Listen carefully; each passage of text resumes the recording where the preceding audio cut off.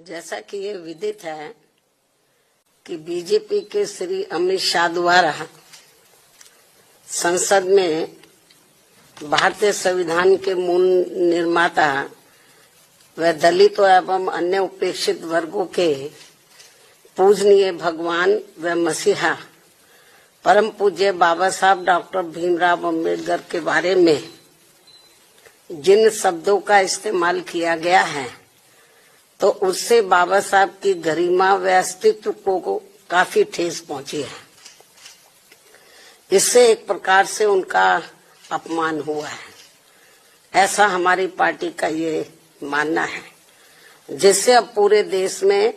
इनके अनुयायियों में जबरदस्त गुस्सा व आक्रोश व्याप्त है और ये इनके कहे गए शब्द इनको जल्दी ही वापस ले लेने चाहिए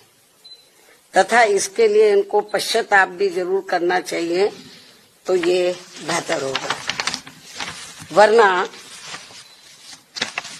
इनके अनुयायी इस घटना को कभी भी भुला नहीं पाएंगे तथा ना ही इनको कभी माफ कर पाएंगे। जिस प्रकार से बाबा साहब के प्रति कांग्रेस पार्टी के असंख्य रहे गलत कारनामों को इनके अनुयायी अभी तक भी भुला नहीं पाए हैं और ना ही ये कभी कांग्रेस पार्टी को माफ करने वाले हैं, चाहे ये अपने कितने रंग ढंग व चाल आदि भी क्यों ना बदल लें। इतना ही नहीं बल्कि कांग्रेस पार्टी ने बाबा साहब के देहांत के बाद तो इनके नाम को व संविधान निर्माण में रहे इनके अहम योगदान को भी इतिहास के पन्नों से मिटाने की भी पूरी कोशिश की है। हालांकि अपने इस मकसद में ये पार्टी अब तक जरूर कामयाब हो जाती, ये कांग्रेस पार्टी अब तक जरूर कामयाब हो जाती यदि बाबा साहब डॉक्टर भीमराव अम्बेडकर के देहांत के बाद इनके अधूरे रहे कारवा को आगे बढ़ाने के लिए मान्यवर श्री कांशीराम जी अपना पूरा जीवन समर्पित करके वे आगे नहीं आते, जिसको मंजिल तक पहुंचाने के लिए मुझे भी अपनी पूरी जिंदगी समर्पित करनी पड़ी है। इसके साथ ही मान्यवर श्री कांशीराम जी ने बाबा साहब के संघर्ष व इनके कारवा को खत्म करने वाली कांग्रेस पार्टी के सभी साम दाम दंड भेद आदि हथकंडों का मुकाबला करके वे उनसे सावधानी बरतते हुए तब फिर बीएसपी का गठन किया है, जिससे अब कांग्रेस बीजेपी व अन्य सभी जातिवादी एवं संकीर्ण मानसिकता रखने वाली पार्टियां किस्म किस्म के हथकंडे इस्तेमाल करके कमजोर करने में लगी है। जबकि यूपी में 4 बार बीएसपी के नेतृत्व में रही सरकार ने जिस प्रकार से यूपी की राजधानी लखनऊ में व दिल्ली के नजदीक नोएडा में भी बाबा साहब डॉक्टर भीमराव अम्बेडकर के सम्मान में अनेकों भव्य व ऐतिहासिक स्मारक संग्रहालय व स्थल आदि बनाए हैं, साथ ही इनके नाम पर यहाँ अनेकों जनहित की योजनाएं शुरू की गई हैं। नए जिलों के नाम आदि भी रखे गए हैं, जिनमें से बाद में काफी कुछ को समाजवादी पार्टी की सरकार ने बदल भी दिया है, जो इस पार्टी की बाबा साहब के प्रति इनकी नफरत को भी दर्शाता है, जो अब कांग्रेस के साथ मिलकर इनके सम्मान की हवाई बातें कर रहे हैं। इसी प्रकार इन वर्गों से जुड़े अन्य संतों, गुरुओं व महापुरुषों आदि को भी पूरा आदर सम्मान दिया गया है, जिससे अब कांग्रेस व बीजेपी आदि की नींद उड़ी हुई है। ये जो हमने काम किए बाबा साहब के सम्मान में, तो उससे अब बीजेपी व कांग्रेस आदि की नींद उड़ी हुई है, जिनके अनुयायियों के वोटों को लुभाने के लिए, जिनके अब बाबा साहब के जो अनुयायी हैं या अन्य संत गुरु और महापुरुष हुए हैं, उन जो दलित और अन्य पिछड़े वर्ग से ताल्लुक रखते हैं, तो उनके अनुयायियों के वोटों को लुभाने के लिए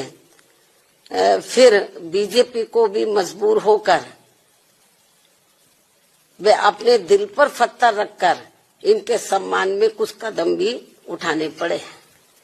और अब कांग्रेस पार्टी भी बाबा साहब के दलित व अन्य उपेक्षित वर्गों के वोटों को लुभाने के लिए आए दिन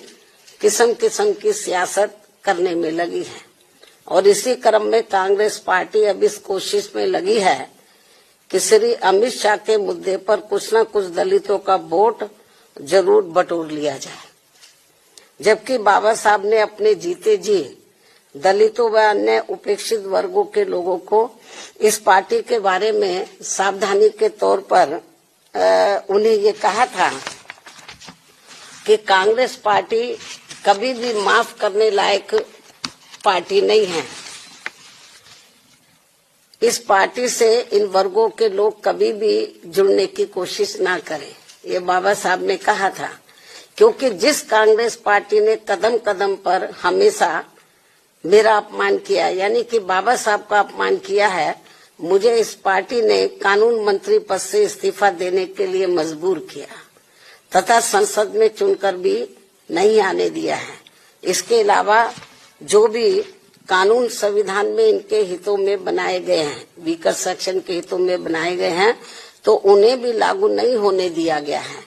जिनका चाल चरित्र व चेहरा अभी तक भी बदला नहीं है। और अब तो ये पार्टी भारतीय संविधान में इन वर्गों के मिले आरक्षण को ही सही वक्त आने पर खत्म करने में लगी है। और इन सब मामलों में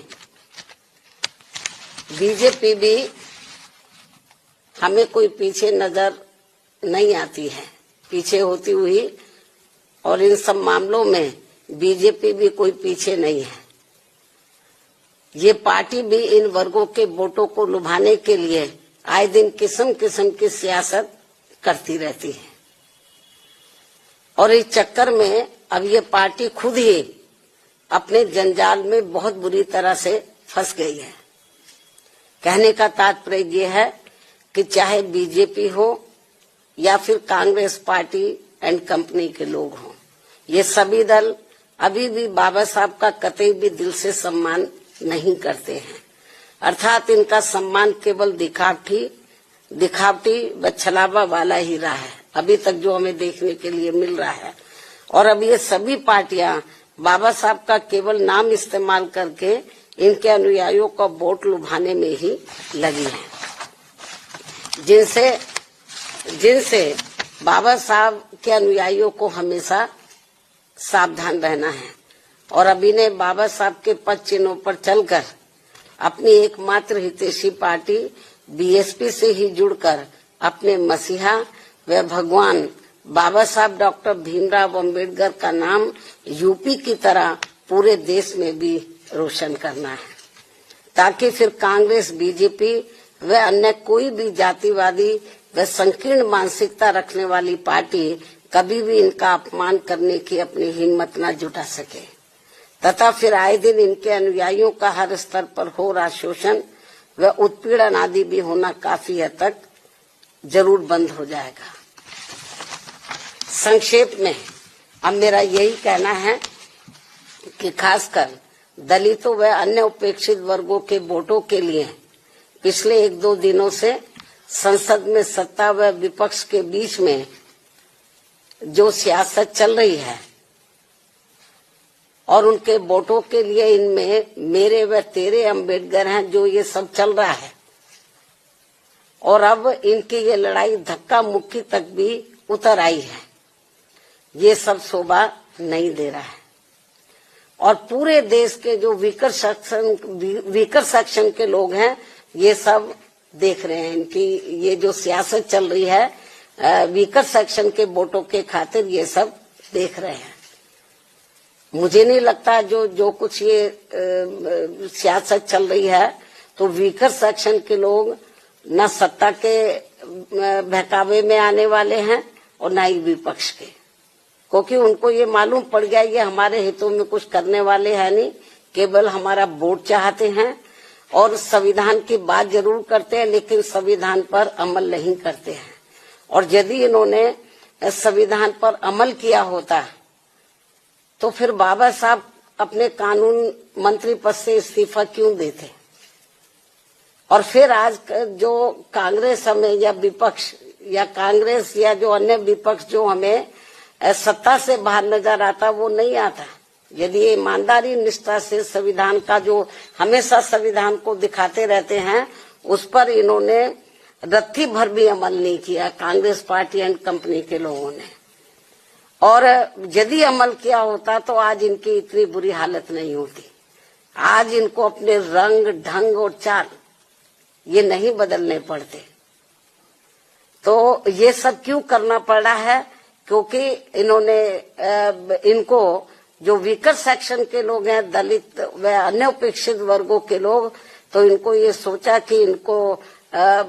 किस्म किस्म के लालच देकर गुमराह इनको किया जाए, इनके लिए कुछ किया ना जाए। जैसे सदियों पहले ये गुलाम और लाचार बने रहे हैं और यहाँ जातिवादी व्यवस्था के शिकार बने रहे हैं, इनको कभी भी अपने पैरों पर खड़े ना होने दिया जाए। इस मामले में चाहे सत्ता या विपक्ष है, इनकी सोच, नीति, नियत लगभग एक जैसी है, ये भी मैं बताना चाहती हूँ। तो इसलिए मेरा यही कहना है कि ये जो इनके जो अभी तक ये जो इनकी ये शासन चलती रही है इस किस्म की, और फ्री में, और ये लोग सोचते रहे कि इनको कुछ दिया ना जाए, इनको अपने पैरों पर खड़े ना होने दिया जाए और इनको किस्म किस्म के लुभावने वायदे करके, गारंटी देकर इनका वोट ले लिया जाए। अब ये लोग इनके बहकावे में आसानी से आने वाले नहीं है। तो बल्कि यदि ये चाहते हैं कि वीकर सेक्शन इनके साथ जुड़े, तो इनको, चाहे सत्ता विपक्ष है, तो इनको बीएसपी के बताए हुए रास्तों पर चलकर जो इस देश में दबे कुचले लोग हैं, उनके हितों में बाबा साहब का सम्मान करने के साथ साथ इनके अनुयायियों को संविधान का पूरा लाभ देकर इनका दिल जीतना होगा। जो भी पार्लियामेंट में जो इसके साथ जो वहाँ पे सियासत जो चल रही है, इससे ये वीकर सेक्शन का दिल नहीं जीत पाएंगे। जो ये संभव होता हुआ नजर नहीं आ रहा। मुझे नहीं लगता कि ये लोग कुछ अपनी सोच में, नीतियों में परिवर्तन कर पाएंगे। ऐसे में इनको इनकी इस दिखावटी, यानी कि जो दबे कुचले लोग हैं या दलित वर्ग के लोग हैं, तो इनको इनकी इस दिखावटी व छलावा वाली सियासत से जरूर बचना चाहिए। और अब मैं अंत में सत्ता व विपक्ष को ये चेतावनी भी दे रही हूँ, यदि इन्होंने दलितों व अन्य उपेक्षित वर्गों के वोट के खातिर अपनी ये सियासत बंद नहीं की, तो फिर हमारी पार्टी को इनके विरुद्ध पूरे देश में आवाज उठानी पड़ेगी और इनका फिर पूरा पर्दाफाश करना पड़ेगा। इसलिए सत्ता और विपक्ष को तो बाबा साहब का नाम का इस्तेमाल करके ये जो इसकी आड़ में ये वीकर सेक्शन का जो वोट लेने के की जो सियासत कर रहे हैं, तो ये अब इस सियासत नहीं चलेगी। क्योंकि जो वीकर सेक्शन के लोग हैं, तो अब वो काफी जागरूक हो चुके हैं। बाबा साहब ने काफी हद तक इनको जागरूक किया। उनके देहांत के बाद बीएसपी ने इन वर्गों को काफी हद तक जागरूक किया। मैं फिर इस बात को दोहराना चाहती हूँ कि यदि बीएसपी नहीं बनी होती, तो अब तक ये बाबा साहब का नाम मिटा देते और जो संविधान में दबे कुचले लोगों को कानूनी अधिकार मिले, उन्हें खत्म कर देते। ये तो बीएसपी की वजह से इनकी मजबूरी है। तो इसलिए जब उसमें ये कामयाब नहीं हो पा रहे हैं,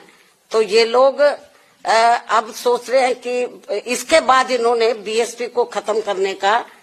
प्रयास किया कि बीएसपी को ही खत्म किया जाए, तब दबे कुचले लोगों का वोट पड़ेगा। तो इन्होंने छोटी छोटी पार्टियां बनाई, स्वार्थी किस्म के लोगों को इस्तेमाल करके, ताकि इनका चुनाव में वोट बढ़ जाए। ये सब किया इन्होंने। तो लेकिन इनको लगा कि बीएसपी फिर भी कमजोर नहीं हो रही है, तो अब इन्होंने